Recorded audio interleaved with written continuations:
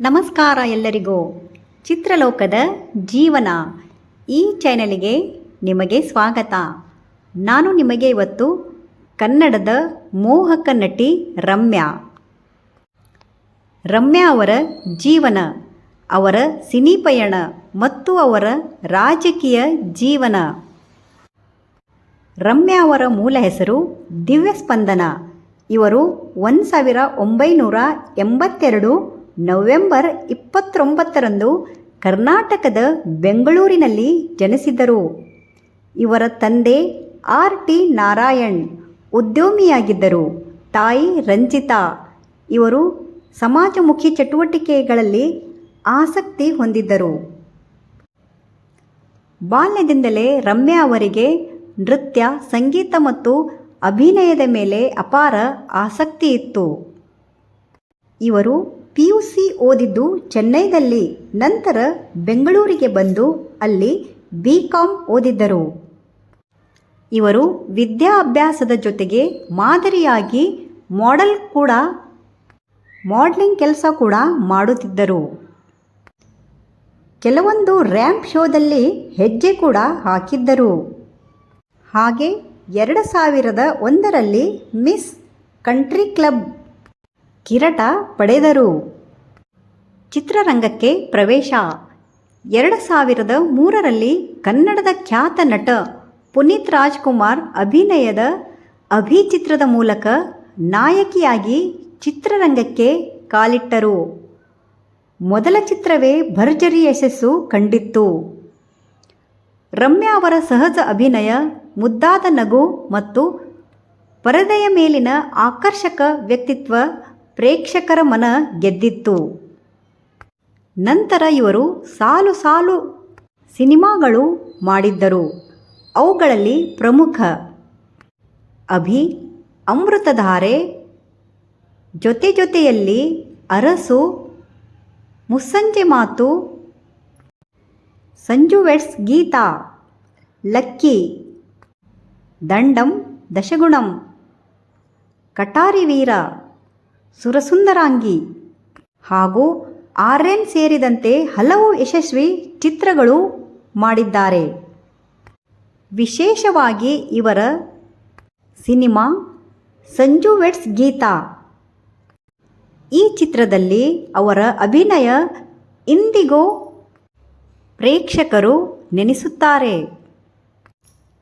ರಮ್ಯಾ ಅವರು ಗ್ಲ್ಯಾಮರ್ ಪಾತ್ರಗಳಷ್ಟೇ ಅಲ್ಲದೆ ಭಾವನಾತ್ಮಕ ಪಾತ್ರಗಳಲ್ಲಿಯೂ ತಮ್ಮ ಪ್ರತಿಭೆಯನ್ನು ಸಾಬೀತುಪಡಿಸುತ್ತಾರೆ.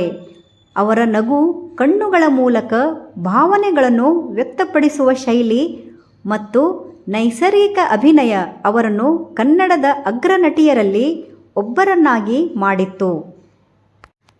ತಮ್ಮ ಅಭಿನಯಕ್ಕಾಗಿ ಅವರು ಹಲವು ಪ್ರಶಸ್ತಿಗಳು ಮತ್ತು ನಾಮನಿರ್ದೇಶನಗಳನ್ನು ಪಡೆದಿದ್ದಾರೆ.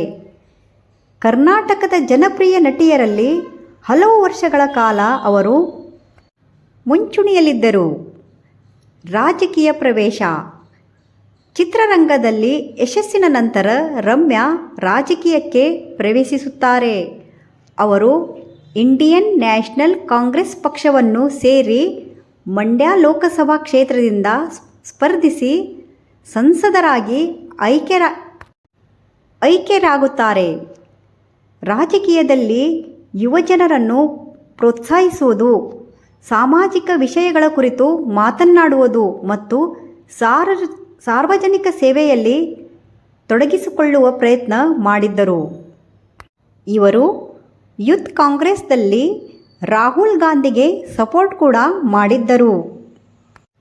2014ರಲ್ಲಿ ಸೋಲು ಕಂಡರು. ಅಷ್ಟರಲ್ಲಿಯೇ ಇವರ ತಂದೆಯ ಸಾವು ಆಗುತ್ತದೆ.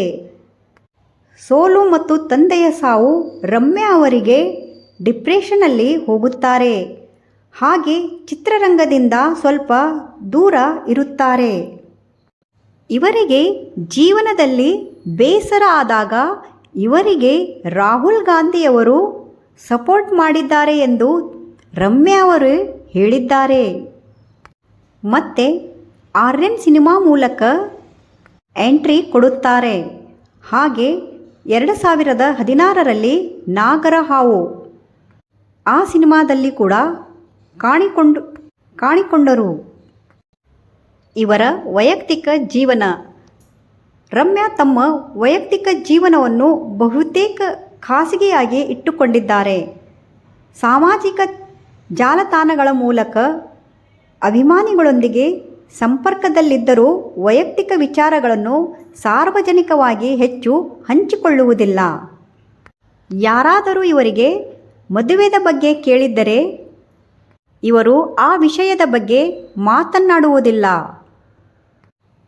ಪೋರ್ಚುಗಲ್ ಬಿಸಿನೆಸ್ ಮ್ಯಾನ್ ಅವರ ಜೊತೆ ಇವರ ಮದುವೆ ಎಂದು ಕೆಲವರು ಸುದ್ದಿ ಎಬ್ಬಿಸಿದ್ದರು. ಆದರೆ ರಮ್ಯಾ ಅವರು ನಾವಿಬ್ಬರು ಫ್ರೆಂಡ್ಸ್ ಎಂದು ಹೇಳಿದ್ದರು. ಸದ್ಯದಲ್ಲಿ ರಮ್ಯಾ ಅವರು ಸೋಷಿಯಲ್ ಮೀಡಿಯಾ ಮತ್ತು ಸಿನಿಮಾದಿಂದ ಹಾಗೂ ರಾಜಕೀಯದಿಂದ ದೂರ ಇದ್ದಾರೆ. ಅವರ ಅಭಿಮಾನಿಗಳ ಪ್ರೀತಿ. ಇಂದಿಗೂ ರಮ್ಯಾ ಅವರಿಗೆ ಅಪಾರ ಅಭಿಮಾನಿಗಳಿದ್ದಾರೆ. ಅನೇಕರು ಅವರನ್ನು ಕನ್ನಡ ಚಿತ್ರರಂಗದ ಅತ್ಯಂತ ಜನಪ್ರಿಯ ನಟಿಯರಲ್ಲಿ ಒಬ್ಬರೆಂದು ಪರಿಗಣಿಸುತ್ತಾರೆ. ಚಿತ್ರರಂಗದಲ್ಲಿ ಯಶಸ್ಸು, ರಾಜಕೀಯ ಪ್ರವೇಶ, ಸಾಮಾಜಿಕ ಕಾಳಜಿ ಮತ್ತು ಆತ್ಮವಿಶ್ವಾಸದಿಂದ ಜೀವನ ಸಾಗಿಸಿರುವ ರಮ್ಯಾ ಅವರು ಅವರ ಸಿನಿಮಾ ಪಯಣ ಅನೇಕ ಹೊಸ ಕಲಾವಿದರಿಗೆ ಸ್ಫೂರ್ತಿಯಾಗಿದೆ. ಧನ್ಯವಾದ. ನಿಮಗೆ ನಮ್ಮ ವಿಡಿಯೋ ಇಷ್ಟವಾದಲ್ಲಿ ಲೈಕ್ ಮಾಡಿ, ಶೇರ್ ಮಾಡಿ, ನಮ್ಮ ಚಾನಲಿಗೆ ಸಬ್ಸ್ಕ್ರೈಬ್ ಮಾಡಿ.